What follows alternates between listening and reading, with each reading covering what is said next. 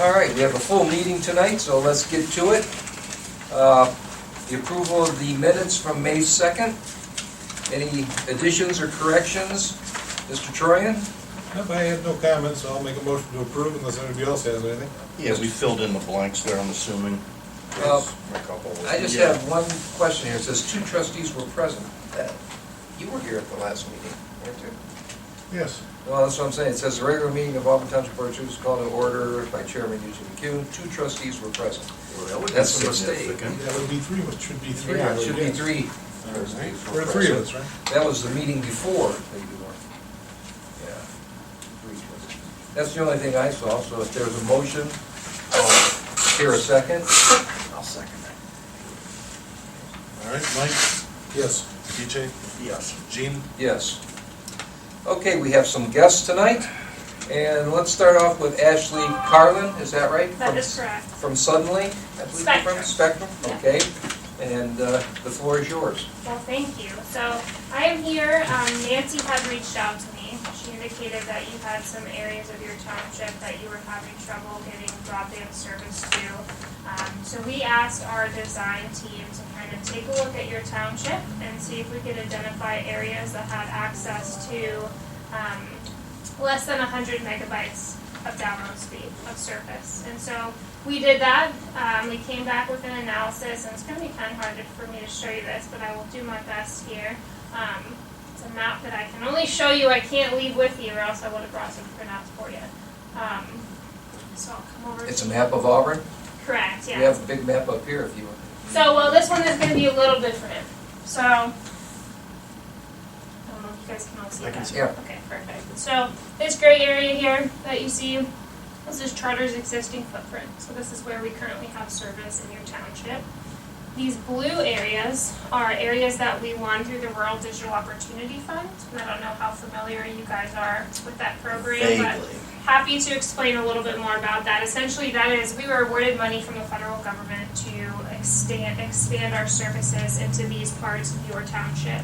It will come at no cost to the township. It is completely private capital combined with government subsidy. We will be building fiber to the home into each of those locations that we won in those census blocks. And looking to start in your township either late this year or early next year. So we're in the process right now of doing what we call walkouts, where we send our crews out and they check all the locations that the federal government has identified to ensure their actual locations, to verify the data. And then once we have that information, we start with the pole proposal projects and, getting our permits to attach to the utility poles and things like that. So that is coming. All of those locations in those blue areas will have fiber to the home connection and up to a gig of service available when our build is complete. That's me, yeah. I think that map probably overlaps into some other townships. Yeah, it probably does. It's not exact, but See the pink up there? cuts off like right here, doesn't it? North side of Ladue, I'll bet that's Burton, Burton Lakes. So is this part is up out of the township. What's the pink part is? So the pink part, the darker the pink, the higher the service. So these areas here, they have access to 500 megabytes of service or less. These areas here, or greater, these areas here have a gig of service. And so as you can see, the majority of your township pretty much has gig service capabilities. We were only able to identify a very small number of homes down in this part of your township that doesn't currently have what we would consider adequate service.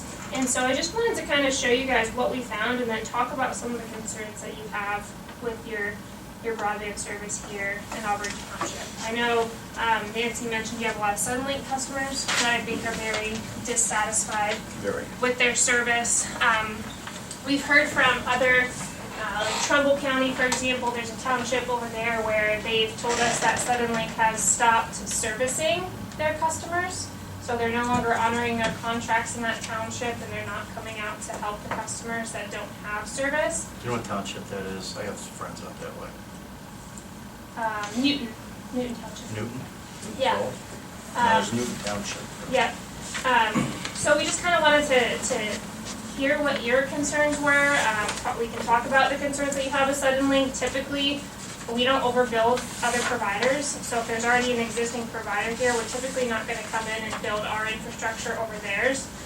But if they're in a situation where, you guys aren't receiving the service you're supposed to be receiving, or they're not honoring their contracts, that's a slightly different story and something that we may take a look at if the opportunity presents itself, so. From what I've heard from, this may have changed, but they only had like one service group that was out of West Virginia. And Sunlink he's talking about. Sunlink, and they were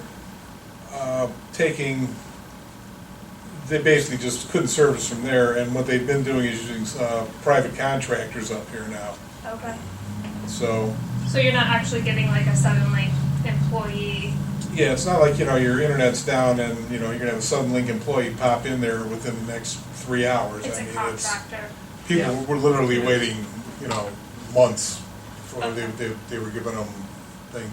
And I think that's why they went up to the private contractors, which may have mitigated the problem somewhat, but Have you guys had any conversations with Suddenlink directly? Because I know that Newton Township, they reached out to them because they essentially want us to overbuild Suddenlink. Again, we don't typically do that, and so they were just asking them about their current commitments. And that's when they found out that Suddenlink was no longer gonna honor the contracts in their township, and so I didn't know if you guys had had any. Oh, yeah, we've been in contact Conversations. with, I think Altice is another name. Yeah, that's their parent company, yeah. I can tell you directly that we had a request in for, I think, 2 months to relocate a service line for a road project we're doing right now, Okay. and they never showed up. We Gotcha. took the wire down and rolled it up and put it on a telephone pole, and they said Haven't they'll heard get to any- it when they get to it. Oh, okay, Yeah. all right. This is suddenly? It's the Altice. Yeah, it's the same. It's Yes. kind of like Charter and Spectrum. Right. Altice and Suddenlink are the same. And personally, I'm in that blue area there. Mm-hmm. They stop a telephone pole away from my new house that I built, and they told me I'm out of the physical plant. Is that Suddenlink? Yes. Okay.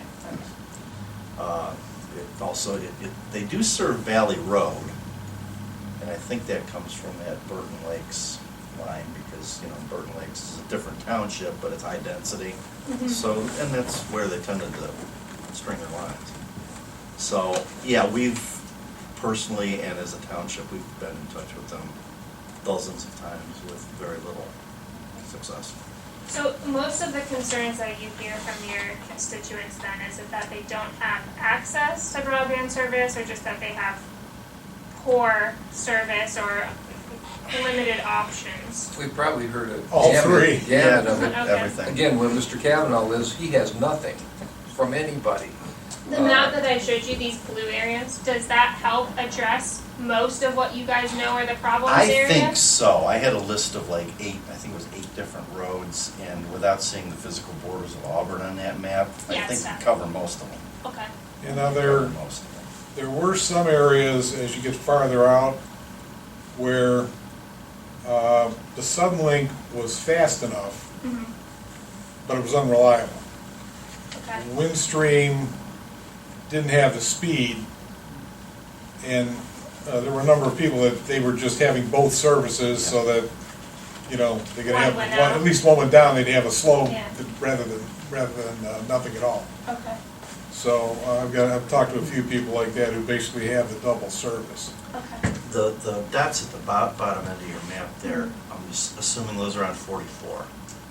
That does appear to be where they are, and those are ones that are actually coming up as like completely unserved, so what we would consider unserved is less than 25 megabytes of service, so they are probably pretty rural homes, I would guess, or either homes that sit far back from the road maybe. They're not dense right there. Yeah, There's some subdivisions to the north of them that Okay. obviously they, expedited to get to.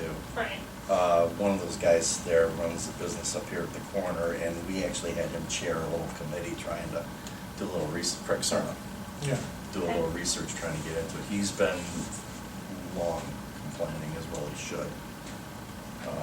But that's why I assume that's where those dots were. Yeah, I would, without seeing like the actual road map, I would guess that's probably along 44, but, there was only like, I think, 14 addresses down there, so there's not very many that are showing up Okay. unserved, but They're where they are is they're between a subdivision on the west side of that road that is served and a church at the county line. But I think they paid to tap into Manaway's, Gotcha. whatever, used to be Adelphia, I don't know what they go by now. That would be us then, if it was Adelphia. It could be If it was that. Adelphia, then Time Warner, then I Spectrum. can't keep track. Yeah, I of know, all too the many changes. acquisitions, but, okay.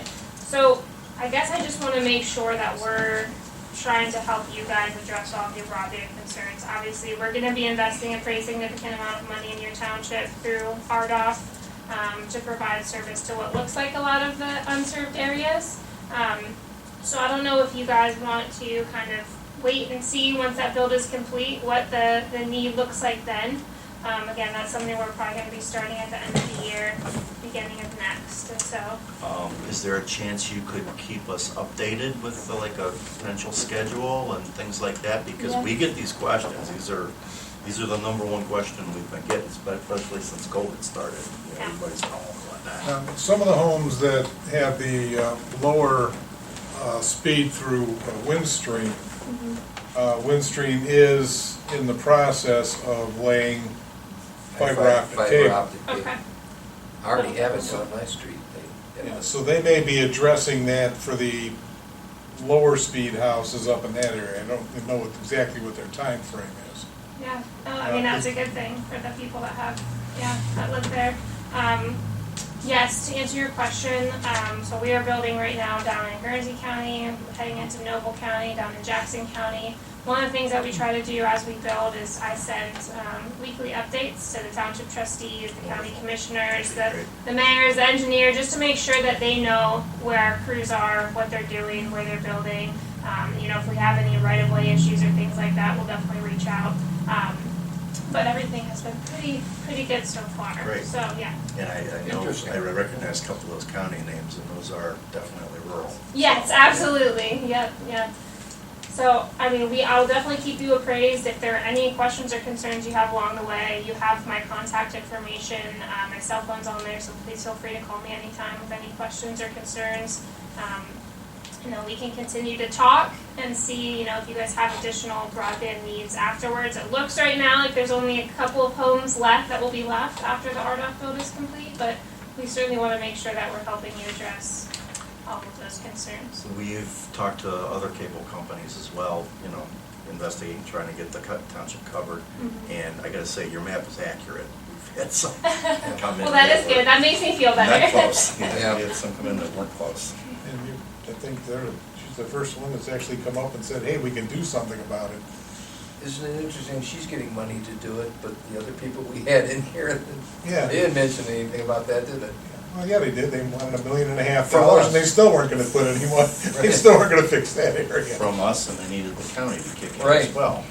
Well, I mean, we were fortunate, the way that the RDOF build worked is the federal government kind of picked the locations, and then we bid on them as a company and said, we'd like to provide service to these locations, and then they awarded those bids. So, there may have been other companies that bid on your township, we just happened to be the one that won the majority of it, so. We're excited about that, and I can't speak for the other companies that won RDOF money, but I can tell you that we intend to build to every single location that we won through RDOF, and we're just excited to be This is able encouraging. to continue Yes. expanding. Good, great. Thank you. You're Thank you. welcome. Yeah, thank you. Does anybody from the community have any questions for Ashley? No? Good. Anybody else on board? I think we got to it. Thank you very much. Okay, We will Ashley, be in thank you touch. so We'll be in much. touch. Thank you. No, Absolutely. absolutely. Like I said, any questions or concerns, please feel free to reach out anytime. Okay, thanks. If you leave now, you should be home by 10. I know. Thank you, guys. I appreciate your time. Well, it might be worth coming home at midnight. These meetings are pretty exciting. Are they? Thank you. I appreciate it.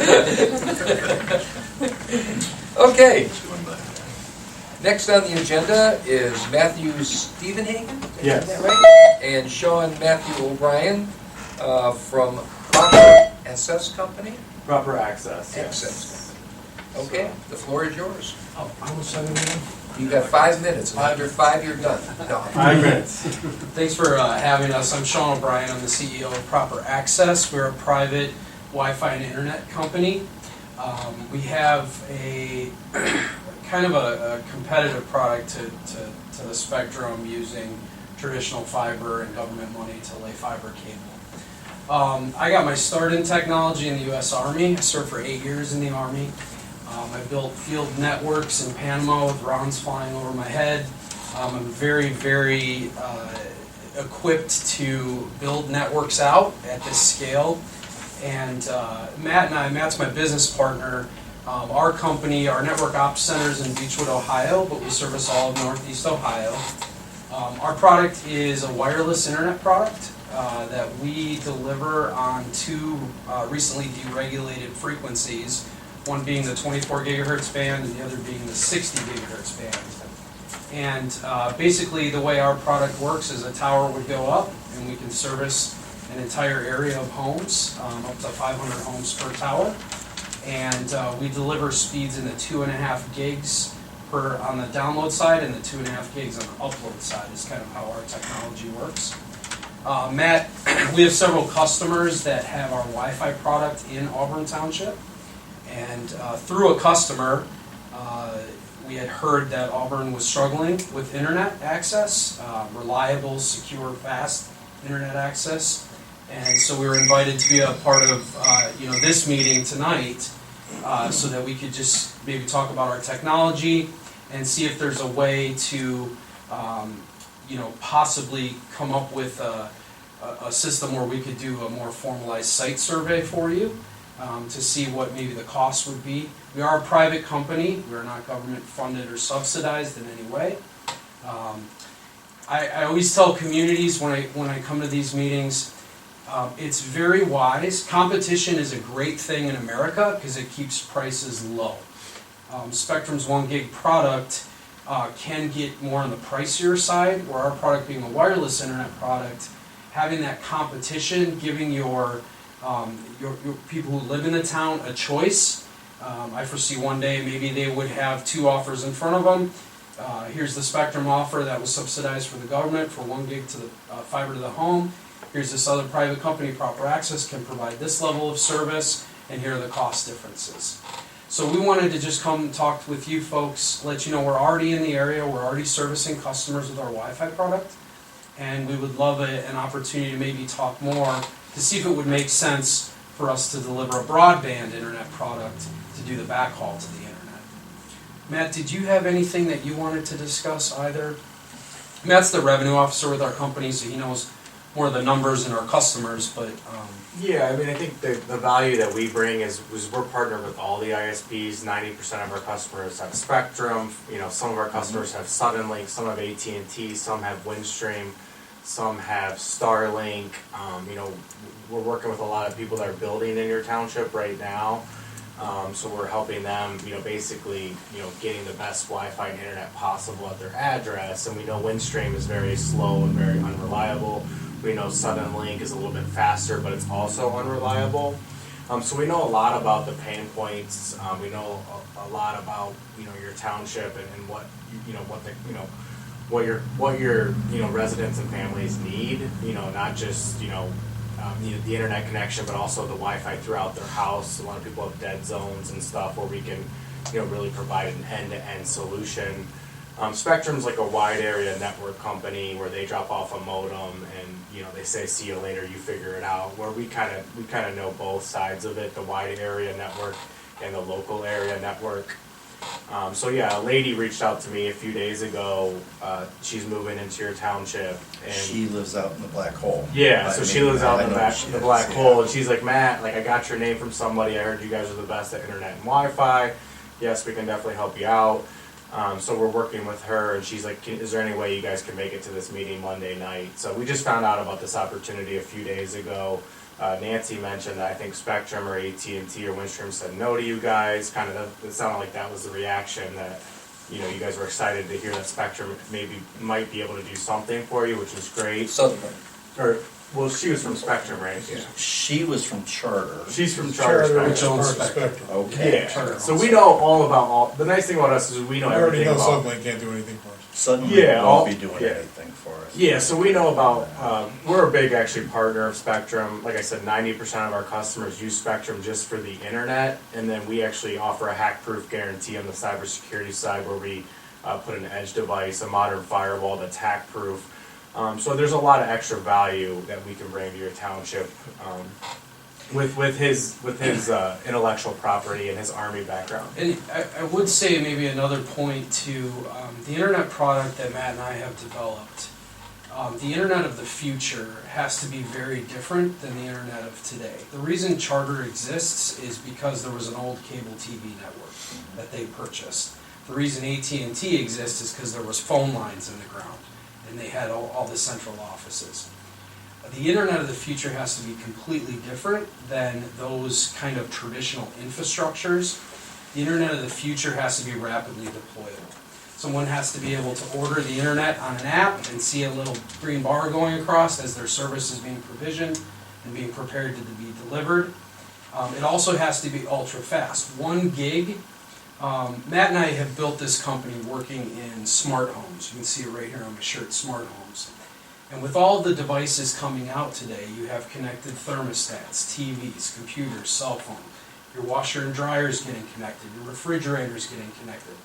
Everything with a power switch in your home is going to become internet enabled.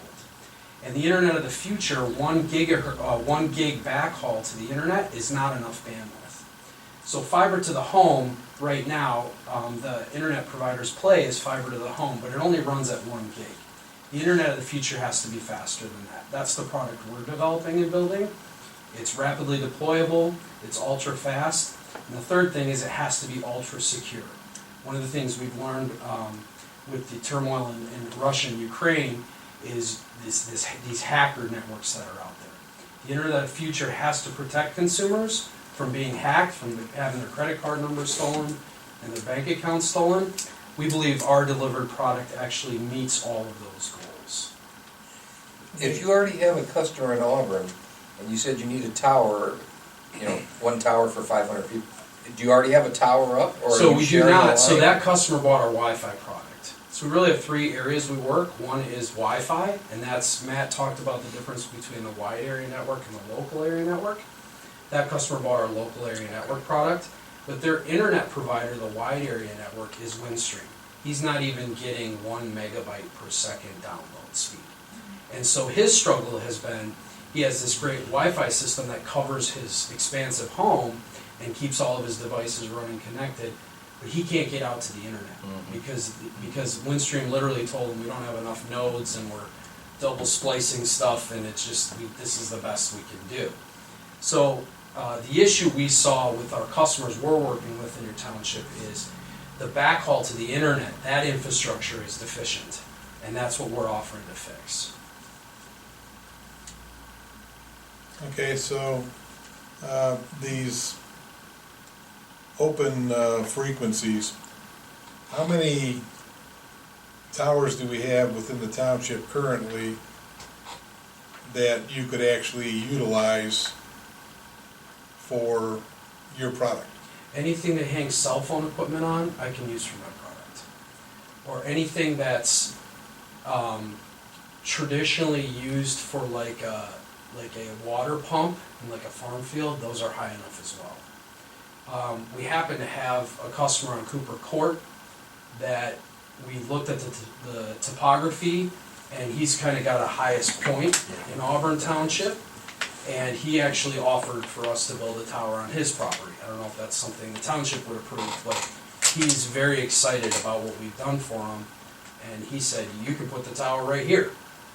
So we know there's like flexibility, but yes, we could leverage the existing cell phone tower network that's already here, and anything that has a cellular antenna on it could also, we could lease space on and take our product as well. Okay, so you obviously have some upfront costs then in order to get your equipment onto a tower. Yes. Definitely.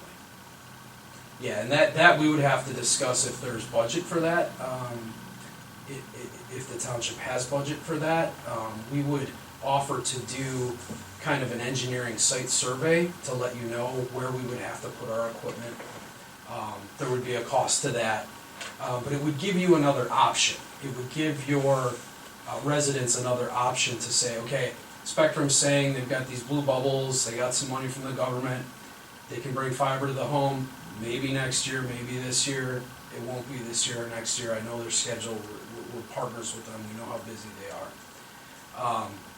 But here's another option that we're being offered as a township, we paid for this professional site survey, here's what they came back with, that the engineer said, you know, if we do the build out, we could offer these services to our residents.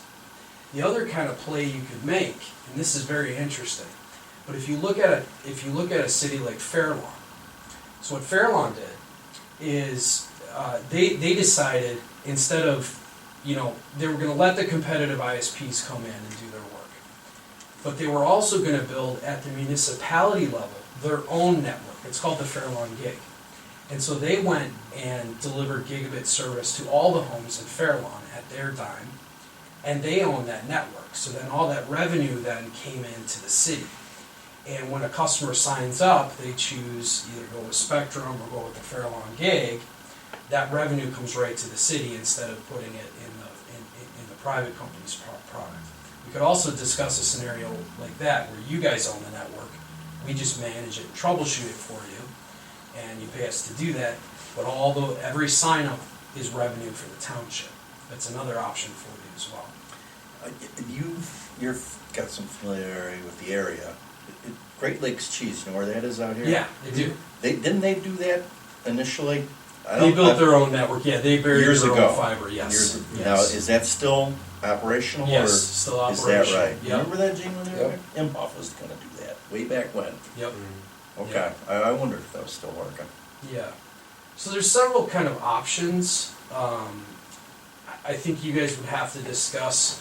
You know, we're a private company, and we're not government subsidized. So you would work with us as a service provider, and we could either do that where you give us the rights, the permits, the authorization to come in, and we work with you on the goals, or you could say, no, we're gonna do this with the township. We want to own the network, and we want to provide the service to our residents. Have you done this to any townships yet?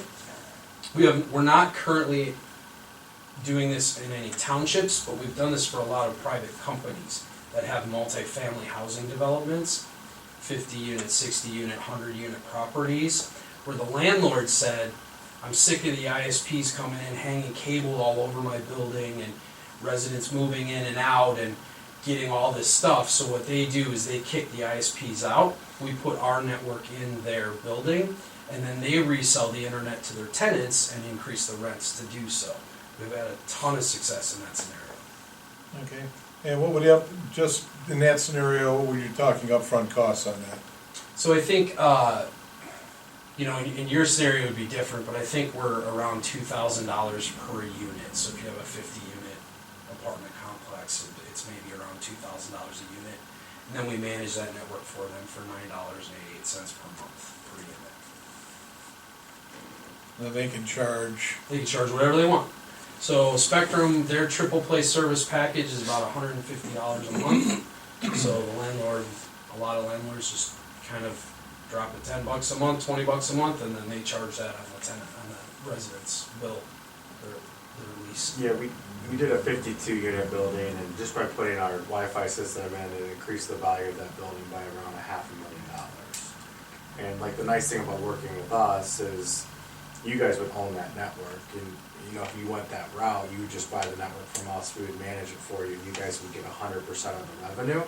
So we're the only company that has a solution where you guys get 100% of the revenue, where like if Spectrum wires it up, they might give you like 5% or 9%. And you know, that's, yeah, so that's why they have billions of dollars in the bank, AT&T and Spectrum, where we can kind of help you guys get 100% of the revenue, own the network through us. We would, you know, we're local. You're gonna get a lot different experience with us.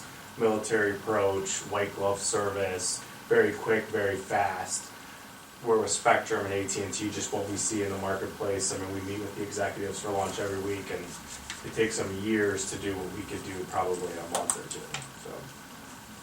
It would be a good option, I would say, for you guys to have another option outside of Spectrum, Suddenlink, Windstream, Starlink.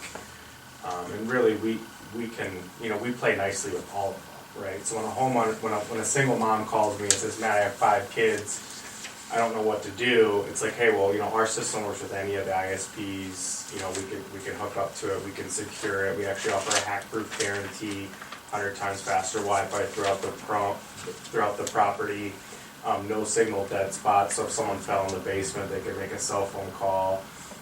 So really, we're just helping families with smart home technology, and really we've exploded during COVID because everyone's working from home and there's more and more smart devices entering the home.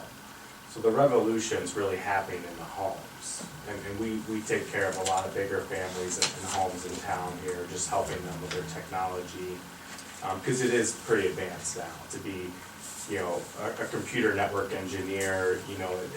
There's a lot of layers to networking now and cybersecurity, and you really have to, Sean's been doing it for 20-some years, I've been doing it for 11 years, Steven's been doing it for 25 years, so we've seen kind of a little bit of everything in the IT space over the last, 25 years.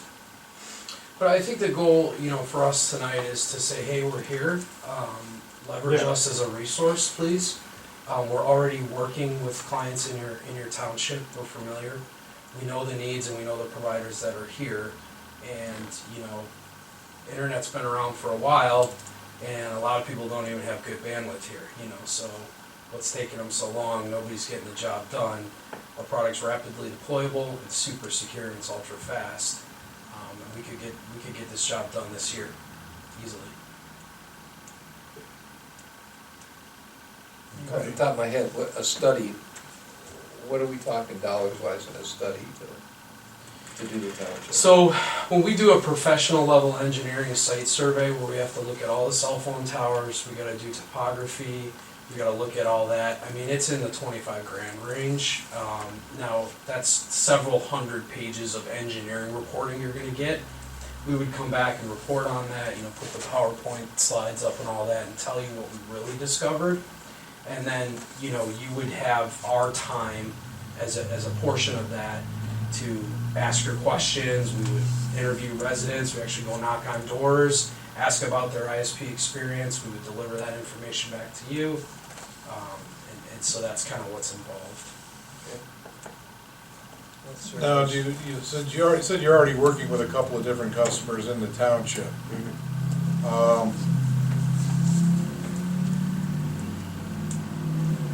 What if you were, we were out of the picture and you were just to be able to go in, let's say, to contact the individual homes and say, here's what we offer. How does that work with, if 3 people sign up, can you obviously can't work the hardware with that unless you come up to the 3 houses and say, yeah, well, we can do this, but it's gonna be, $25,000 a piece up front. I understand the question. So we would need, for every cell phone tower that we're either on or we build, we would need 100 clients minimum per tower. So that would service like a neighborhood. We would need 100 clients for every tower that we're on. But we would do the sales legwork. But if we could come up with an arrangement where maybe Auburn Township, pays to have that initial installation work done, then it's not as necessary for us to get the 100. Especially if you guys are buying the network, if we took that route, then it would be, we do the work, you pay us to do the work and manage the network, and then it would really be, your responsibility to sign people up. We could go either way, whatever you're most comfortable. I think historically, we haven't been in the internet business. And we try to stay out of rental businesses and car sales, a bunch of stuff we just don't do. I understand. We kind of run the township and then let people who do things do them. It's worked out well for Fairlawn. I'd encourage you to maybe do some Googling maybe on the Fairlawn gig. they have really taken that municipality providing the internet and gone gangbusters with it. It's worked out. They operate by a different set of rules than Yeah, townships do. I would imagine, yeah. Our budget's about comparable with Fairlawn, wouldn't you say, Fred? Sure. But you obviously have an understanding of the history of it too, because that map that she showed us in this area that this lady's been talking about, that was the Ohio Bell area of the township. And when, gosh, it was Star Cable came in, they weren't gonna go any further into the Ohio Bell area. They did later when subdivisions started popping up here and there, Okay. but there was a line of demarcation that they didn't cross. This was 1990, Okay. so. The nice thing about our product is where there's cell phone towers, we can deliver service. And cell phone towers are everywhere, even the old cell phone towers. We can leverage all those. So when I say rapidly deployable, if we're focusing on an area, we can definitely leverage the existing towers that take place. Now, a lot of the, like, our company, for example, we went with, we had DSL for the longest time, and they weren't running any fiber optic. And they said, well, basically, we're not gonna service you anymore, so it was AT&T, so we got they gave us a 5G modem and to run our system through that. We're a small company, so that was fine, Okay. and the price was comparable. Are we gonna see more of that coming through here as the 5G is starting to become much more prevalent? So to answer the question, I will tell you a little story about 5G. Do any of you gentlemen have a 5G phone with any provider right now?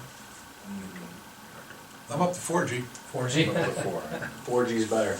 So ask anybody any of your business associates who have ever gone to a coffee shop and decided to work off their 5G hotspot on their phone.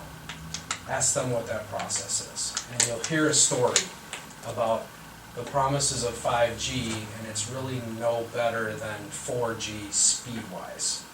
And if you were going to set up your laptop and turn on your hotspot, even checking email, browsing the internet, streaming a YouTube video would be a challenge for you. The way that multi-millimeter waves work is they're great for getting through dense buildings. Was the promise of 5G. We can penetrate buildings more effectively.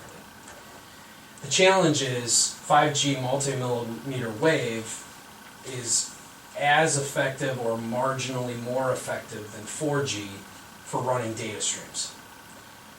The thing, if you understand radio frequency, a lot of this is science.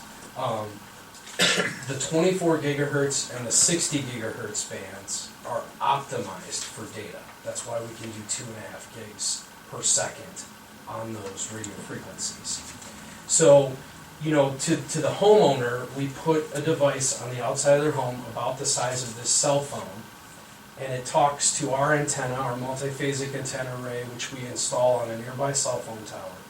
And they're getting 2.5 gigs per second throughput of data. It's optimized for internet, basically.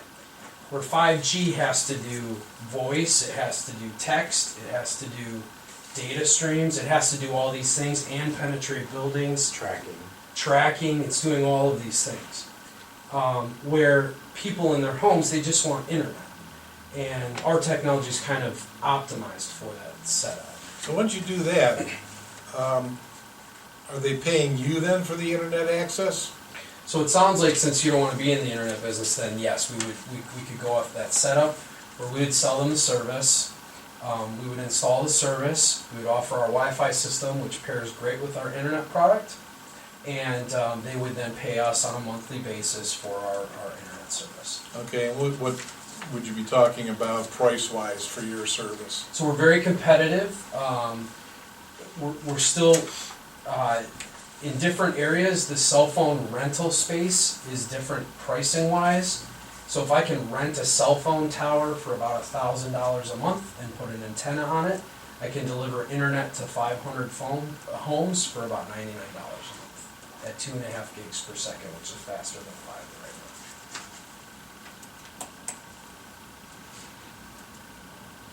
Does Just so I know, I'm paying $54 for my slow wind stream, but I still get my Netflix, so You get your Netflix and you're happy with that? life is easy. And I have a stupid refrigerator and all, as a matter of fact, all my appliances are stupid, including my fridge. That's changing quickly. But your PCR. When you have our 2.5 gig service, you will have a lot more capabilities than you do. Do you have kids, Michael? Right? Do you have children at all? No, No, okay. A lot of the kids growing up now have iPads and watches and iPhones and all this stuff, and you know, the needs for bandwidth are only growing. 1 gig doesn't get the job done in the next 10 years at all. That barren part of the township would require a couple of towers. You're talking to this Cooper Court guy, Okay. and that is one of the higher points. But, yeah, we're, there's a valley over there, Valley Road, essentially. There was some discussion at one point about the Valley Road residents being able to access that Great Lakes cheese thing, which is right across the reservoir. And we had some hope there, gosh, 15, 20 years ago, I guess, when that was going in, that would cover some of our unserved areas, but it did not. So, yeah, there would be some infrastructure required. Yeah, definitely. And as Matt and I were driving over here, we said, what's our main message tonight? And really our main message is leverage us as a resource. You can call me at any time, you can email me, and I'd be happy to answer any questions. I would love an opportunity to service your residents with our internet product. That would make me very, very happy. We're a very fastly growing company. We're going to be nationwide in 5 years. And our product, we believe, will be rapidly deployable, ultra-fast, ultra-secure, and I think we have a better bandwidth play than those that are going around burying fiber everywhere. So, You mentioned 500 customers per tower. What's the actual mileage or distance you can cover? so I can beam from a multi-phasic antenna array up to 13 kilometers. So it goes 8 pretty miles? far. Yeah, it It's goes about pretty 6 far. to 8 miles. Yeah. so we have last time, about 2,100 homes in the township.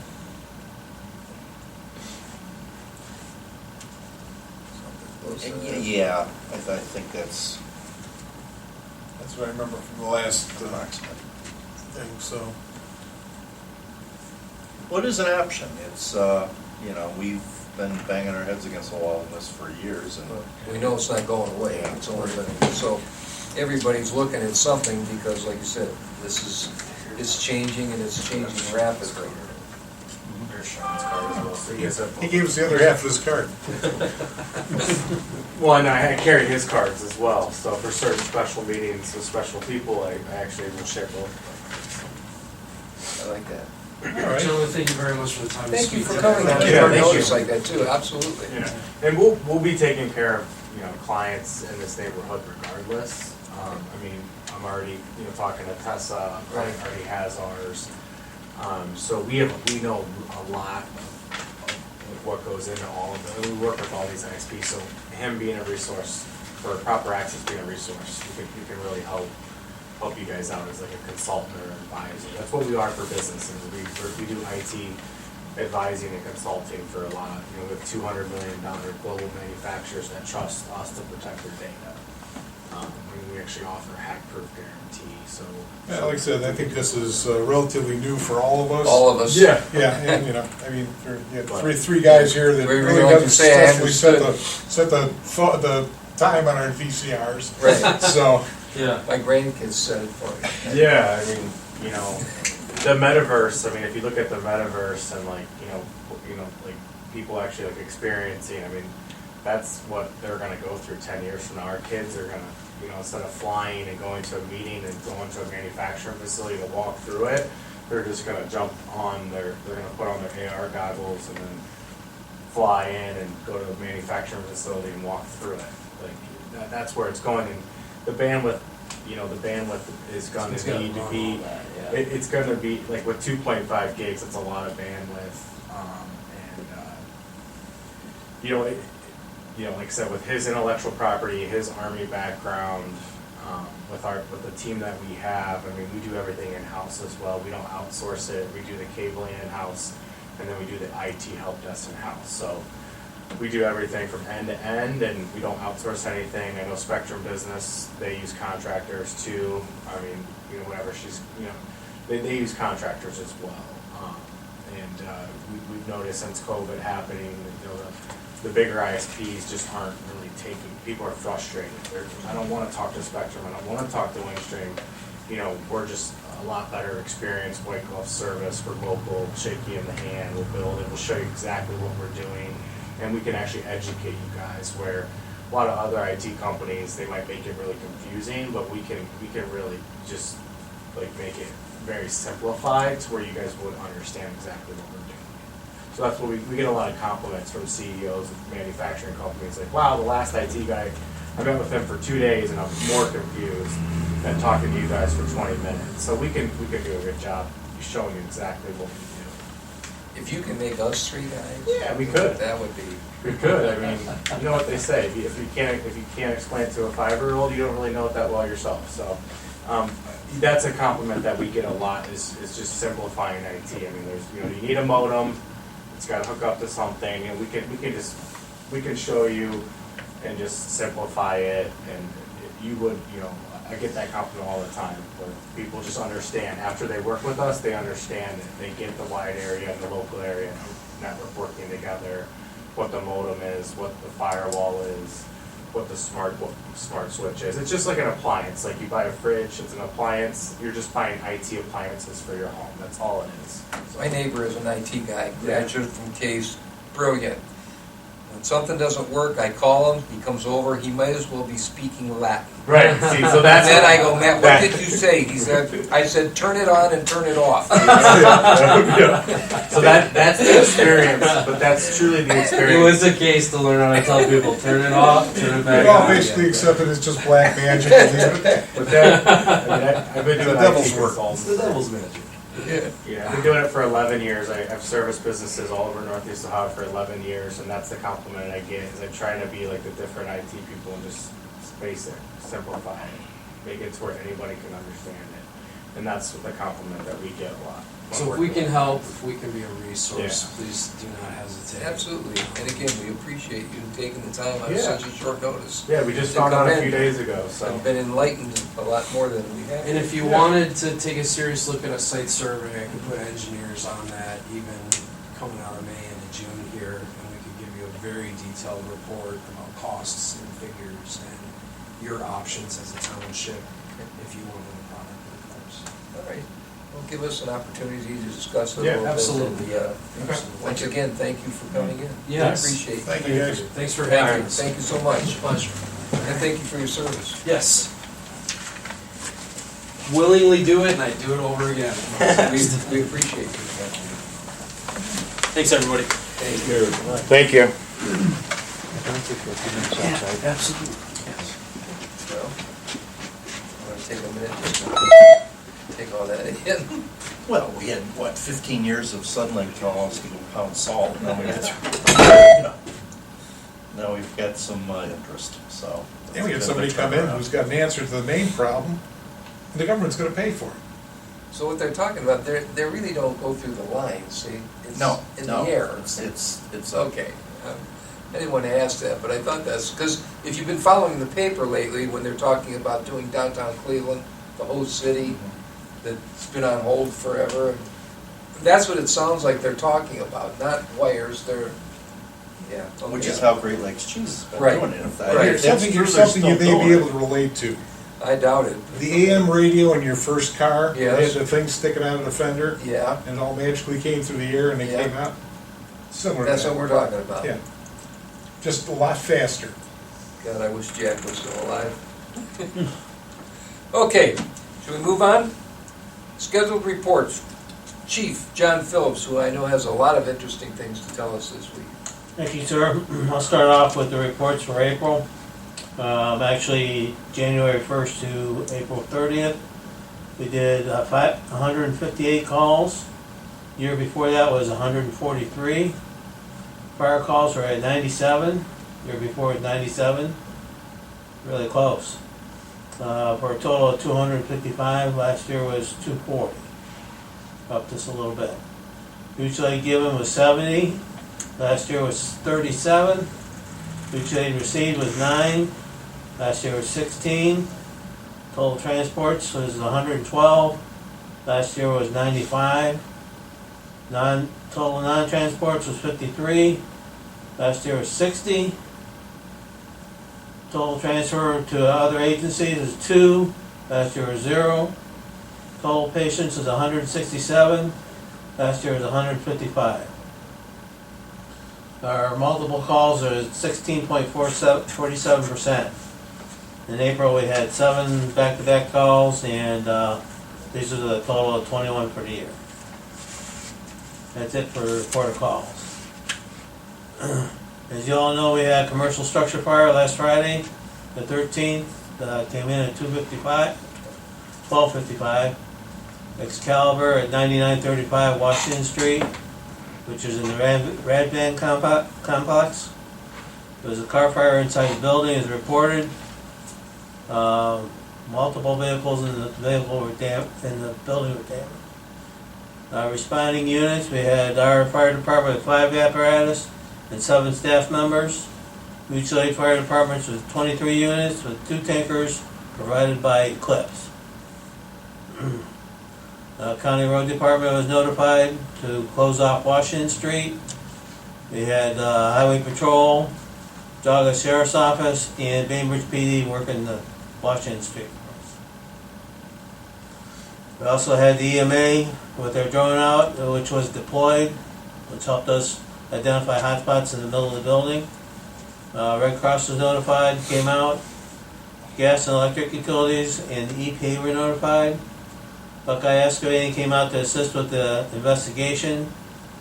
Cleanup and overhaul was completed at about 1800, which is 6 o'clock. Still under investigation, but appears to be accidental at this point in time. Fire Marshal's Office notified, and they are part of the investigation with the Geauga County FIU unit. That's pretty much it for our structure fire. Okay, and there are no injuries, huh? No injuries, and fortunately we were able to protect the other structures in the park. Was there any accidents involving a fire truck? Yes, there was. It involved, I believe it was Hiram's truck. That day. Yep. They were filling at the draft site down on Washington Street, down here by just east of Lund Road. And somebody just disregarded our road closed issue and tried to get around us and ended up damaging the fire engine. I don't have a cost estimate how much damage it is. That dry hydrant right off of Birch Creek there? The one at Freckaway's old house. Yeah. Yeah. Yeah, this way. Yeah, off of Birch Creek. Fortunately, nobody was hurt. Any other questions? Any questions from the residents? Anybody else? Fred? No? Okay, Chief. Thank you. Thank you so much. We appreciate you. Thank you. Okay, we'll go on to trustees' reports. Michael Troyan. Okay, yeah, I just want to address the old business. Mention that fire department is going to be, again, consolidating a list of projects, which will meet tomorrow. All right. So hopefully I'll have that for the next meeting. And it's just something that, as we sit right now, we should just put it all into a whole list of all the other projects, potential projects we have, and once we get them nailed down, we can prioritize them at that point in time. The good news is that with what Spectrum came through here to actually take care of that without coming in without their hands out for ARPA funding, that surprised me, but That was kind of, I kept waiting for the axe to fall, and it Yeah, I didn't. did No, too. we're funded, we're good, we don't need anyone. but like this gentleman said, you're talking 2 years probably before they even get started on that. That's Well, originally, Mr. Everly wasn't getting anywhere with them. right. Well, and like I said, what Mr. Everly did with Windstream, they came in and didn't even have the whole map. Yeah. That was so much. Yeah, well, the first thing we told them, we want to do every, oh, well, yeah, we didn't do that, Bernard. Basically, we want $1.5 million from you to put in the fiber optic lines where we were going to put them anyway.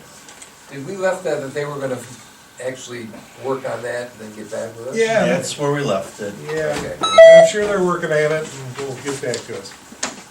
That's all I wanted to bring up. All right, Mr. Patrick Kavanaugh. Yeah, there's a few things you'll see in the checks and the requests there, as far as road department and things go. We had they call it a catastrophic failure on one of the plow mounts, and I think when we were cooking hot dogs up there the other day, maybe they took you over to show you that, but replacement from plow manufacturer's $4,300. Our guys shopped it out a little bit, and they found they could have that built for $1,600. That's one thing I gotta say that these guys do. If something hits them with sticker shock, they get a second and third quote, and I appreciate that. That's quite a savings Yeah, they there. have been good at that over Yes, the years. they have. Backhoe's down. We obviously need that back up for large item day here in a couple weeks. So there was a request in there for that as well. We got some additional tree work that after the original clearing on Stafford Road, there was a couple that were significantly undermined when the ditches were located, so we had Weaver Tree come in and take a few more out there, adding to that cost. Probably on the agenda is a small change order on Stafford, yes, it's there, and recommendation for an initial payment, or another payment, but we're gonna use some OPWC money for this one, of the $300,000 that we were granted. This one is this payment's gonna include $31,319.60 from us, and the balances will be the $116,363 from OPWC that we were able to obtain in funding. So we just have to pay the 31? Yes. Okay. Because if you read the letter from the engineer's office, it almost sounds like he wants us to send a check for 130. Yeah, well, 147. I explained to Nancy, it's a, based on that, if you got a $2 million project, Right. we have to have an extra $2 million laying around to front the stuff, and they get reimbursed, that ain't gonna fly. Yeah. Okay. The other thing going on is contractor on that project is based on the inflation that everyone else is dealing with, has made a request for an adjustment to that contract.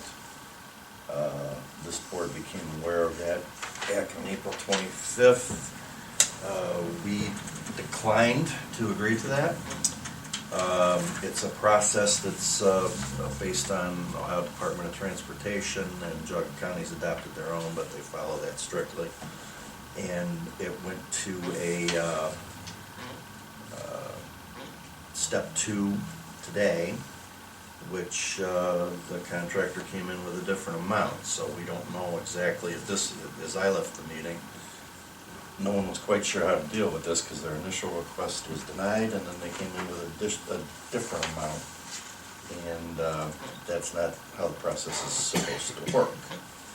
So I have no update from this afternoon on that. I didn't expect one, but we'll deal with that as information comes in. That's about it. Okay.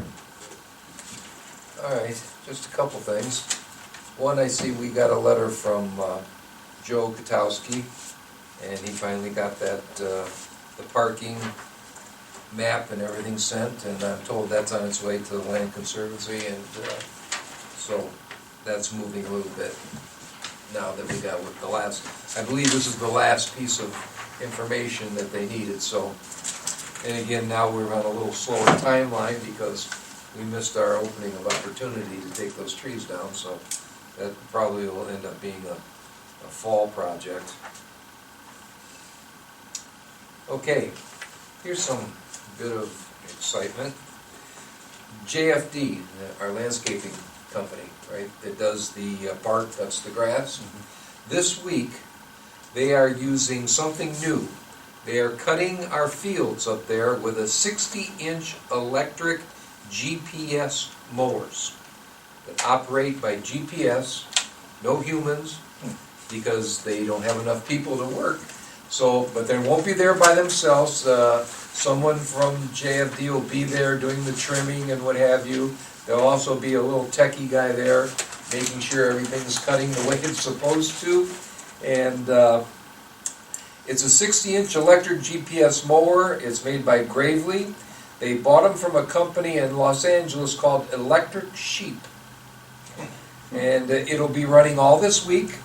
There'll probably be a story about it in the local papers or what have you, but if anybody wants to see those running, they'll be at the park all week test driving those 60-inch electric mowers. Robotic. It's robotic. He said they probably wouldn't work out at the cemetery with the headstones and stuff, but in an open field, they should work pretty good, so we'll find out. Yes, Tom? What happens when a little kid runs out in front of it, or a dog or something? Well, again, you know, there's gonna be supervision there, and usually when they're cutting the grass, there's not kids on the field or anything there going on, so. Yeah, I'm guessing these are kind of like Roombas and they got sensors on them. That's what I'm thinking too. You're always gonna have collateral damage on the price of progress. As was not said in a public meeting. Yes, Diane? Was that electric sheep? It was, the company is called Electric Sheep. Sheep with a P. Sheep, like sheep. Bah. Yeah, that's Okay. it. Yeah. Great name, okay. So that's what it's going to now that, you know, if you think people don't have employees, go up to the Dairy Island up there and try to get an ice cream going in the evening. You wait in line for 2 hours. When we say back in the day, we used to actually have reporters here. Yeah. That's Fred May, M-A-Y. Yeah. It's like gun laws, as a sexist would say. Yeah. Okay, so that's kind of interesting, and like I said, if anybody wants to see that, I think I'm gonna take a ride up there and see how those things work, but, okay, that's all I have in reports. Fred? All right. Have a resolution for supplemental appropriations. This will be resolution 2022-17. Be it resolved by the Board of Trustees of Auburn Township, Geauga County, Ohio, that is necessary for day-to-day operation of the township to adopt the following supplemental appropriations.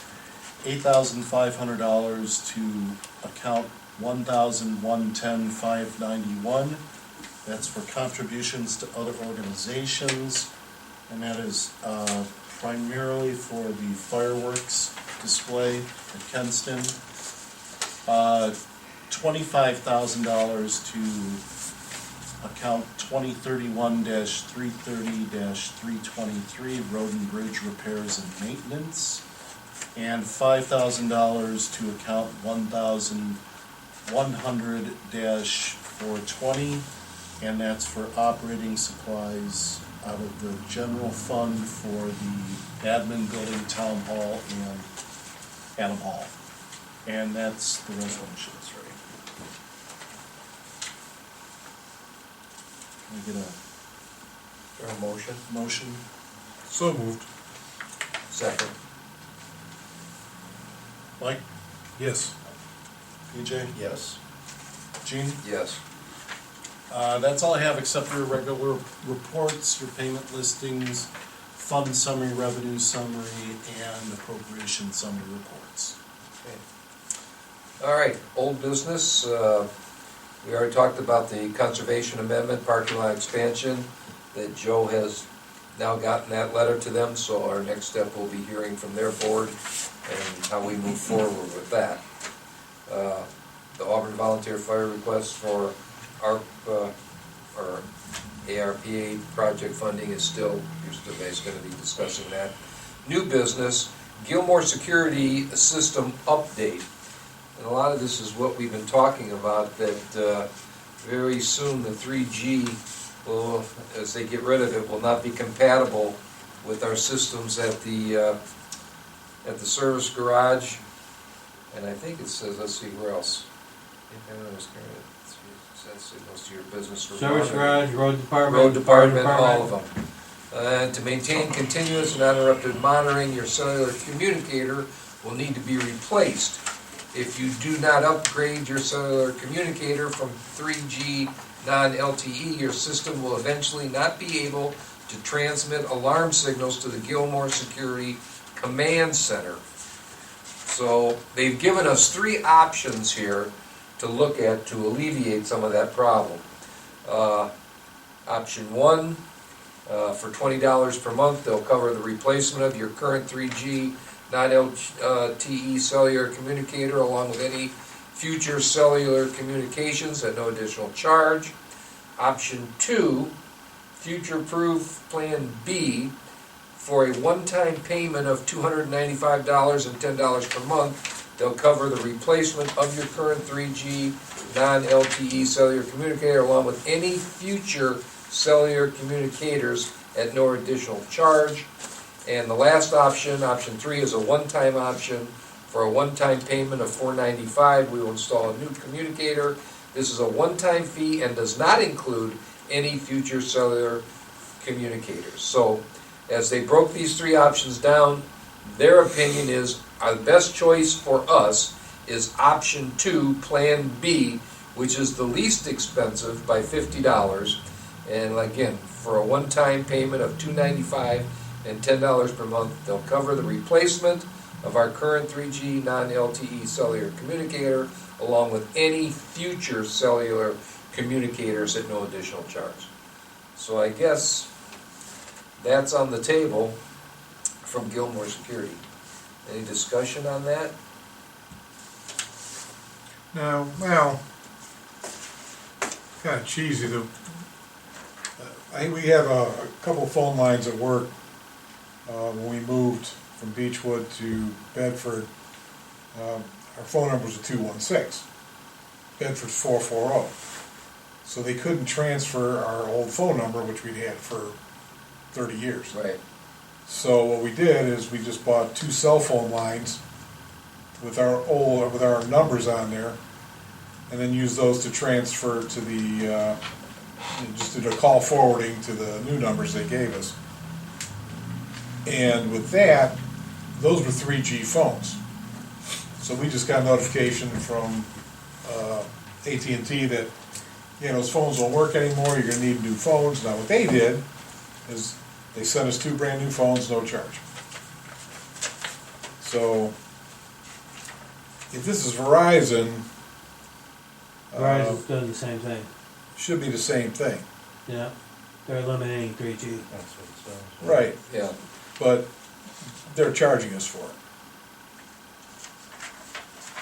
Well, they're charging you for the devices, yes. I said AT&T didn't charge me for devices. But that's what I'm saying, it's like, didn't really care for this. Granted, yeah, they can do this, and we're kind of stuck with it. Well, the problem is code requires 2 ways out for the alarm system nowadays. One could be a regular phone line, one could be cell. We opted, when we did the upgrade here, to go both cellular out. That way you're not tying up a regular line. Also, the cost of it is at that time, was relatively cheap to do the cell phone route. When smoke clears, it's not a big expense, $295, they've got to come and install it. Yeah, I think option B is your best bet. There you go. This all works with the defibrillators and stuff like that. There. Yes, so what we got going in the future, if we move ahead with that, this will apply to that from what I'm hearing. All right, so I guess if there's no further discussion, take a motion on going with the option 2 for Gilmore Security. Second, Mike, yes. EJ, Yes. Gene? Yes.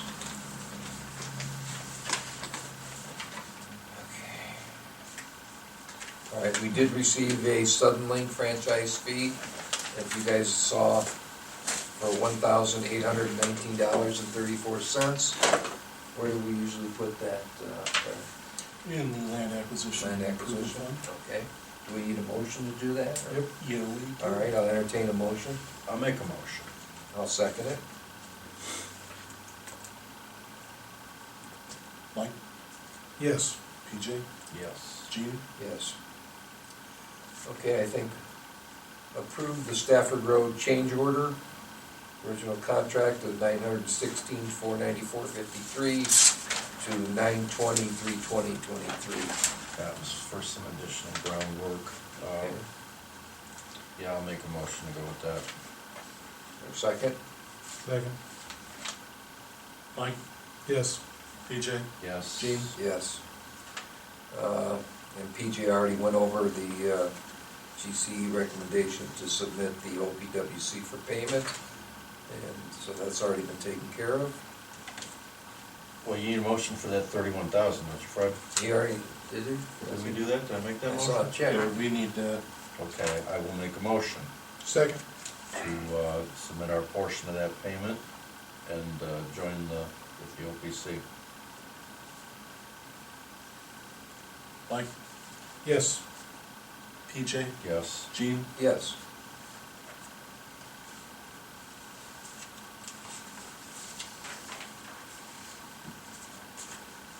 So, other than that, we have saved the dates. On 5/26, we have a zoning commission meeting at 7 o'clock here at the administration building. On 5/29 is our Memorial Day service, 8:30 a.m. at Maple Shade, 9 a.m. at Adam Hall, and 10 o'clock at Shadyside. And on 5/30, the holiday office will be closed. And just for point of reference, I will not be here for the first meeting in June. I will be out of town, but we'll be back the following week. Is there any comments, questions, or anything from our residents tonight? Diane, Tom, Carl, you sir, your name again? Deal? Dale? Dale Thank Ryan. you, Dale. Anything that you heard tonight, or everything's good? Okay, with that then, I'll entertain a motion to adjourn. So moved. Second. Mike, Yes. PJ, Yep. Gene. Yes. Good night, everybody. You still get home to